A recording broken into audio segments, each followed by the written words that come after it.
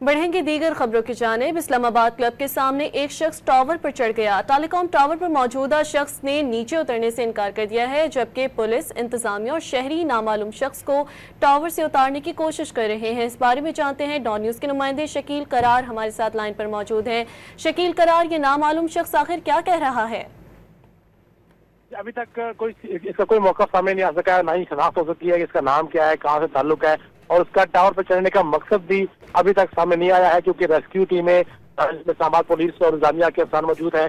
वो मुलाकात के जरिए, बातचीत के जरिए इस शख्स को टावर से नीचे उतारने की कोशिश कर रहे हैं, लेकिन अभी तक वो शख्स टावर से भी नहीं उतरा और ना ही अपने वो मकसद बता रहा है कि उस टावर पर चढ़ने का उसका क्या मकसद था। बढ़ेंगे दीगर खबरों की जानिब। इस्लामाबाद क्लब के सामने एक शख्स टावर पर चढ़ गया। टेलीकॉम टावर पर मौजूदा शख्स ने नीचे उतरने से इनकार कर दिया है, जबकि पुलिस, इंतजामिया और शहरी नामालूम शख्स को टावर से उतारने की कोशिश कर रहे हैं। इस बारे में जानते हैं डॉन न्यूज के नुमाइंदे शकील करार हमारे साथ लाइन पर मौजूद हैं।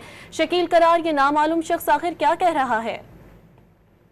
अभी तक इसका कोई मौका सामने नहीं आ सका है, ना ही शनाख्त हो सकी है कि इसका नाम क्या है, कहाँ से ताल्लुक है, और उसका टावर पर चढ़ने का मकसद भी अभी तक सामने नहीं आया है, क्योंकि रेस्क्यू टीमें इस्लामाबाद पुलिस और इंतजामिया के अफसरान मौजूद हैं। वो मुलाकात के जरिए, बातचीत के जरिए इस शख्स को टावर से नीचे उतारने की कोशिश कर रहे हैं, लेकिन अभी तक वो शख्स टावर से भी नहीं उतरा और ना ही अपने वो मकसद बता रहा है कि उस टावर पर चढ़ने का उसका क्या मकसद था।